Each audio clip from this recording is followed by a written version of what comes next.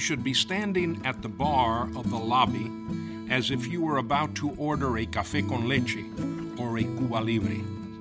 Thousands, perhaps hundreds of thousands of people have stood here before you, admiring the imported tile floors, the woodwork, or the French doors. In the open spaces behind you, you will also find portraits of several Cuban patriots, including José Martí, General Antonio Maceo, and General Máximo Gómez.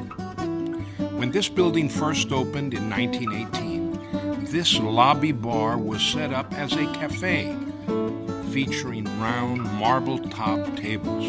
People would gather here before and after events in the theater, providing an atmosphere reminiscent of cultural life in old Havana, or the new fashionable Havana neighborhood that flourished at that time called El Vedado.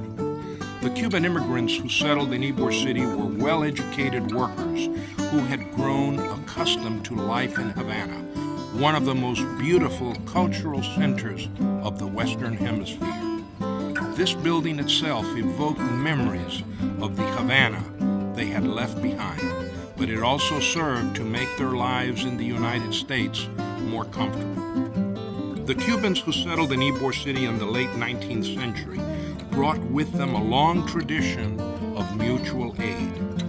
2 mutual aid societies had been created in Havana in the 1880s, and Cuban immigrants in Key West formed the Instituto de San Carlos in 1871. The early days of the new community called Ybor City, the unhealthy climate and unsanitary conditions presented serious health problems for the workers, who received no medical benefits from their employers. Drawing on a tradition of mutual aid, the Cubans created El Circulo Cubano to bind all Cuban residents of Tampa into a fraternal group and to offer assistance and help the sick. In 1908, under the presidency of Dr. Alfredo Colli, the Cuban Club opened a sección de beneficencia to provide medical assistance and services to its members. During the golden age of the Cuban Club, that is to say, from 1920s to the 1950s, members came here for the best entertainment in the city. The Cuban Club hosted plays, operas, concerts, and boxing matches. In the early days of Ybor City, when the workers lived in small wood-framed homes called casitas, there was no air conditioning, no radio or television, and no telephones and certainly no computers.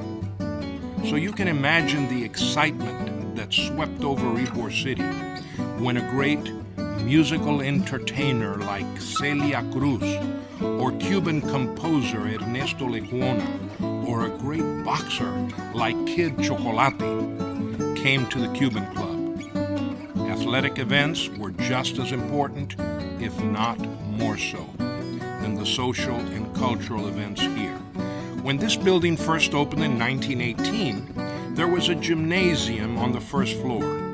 The club also fielded soccer and baseball teams to compete in city leagues. The competition in baseball was by far the most intense. The club that won the city championship enjoyed bragging rights for the year. Every year, the Havana Cubans would come here to play the Tampa Smokers. It was the major sporting event of the season, like Super Bowl. Everyone came to Plant Field to watch the game. And boxing matches, wow, they were equally popular.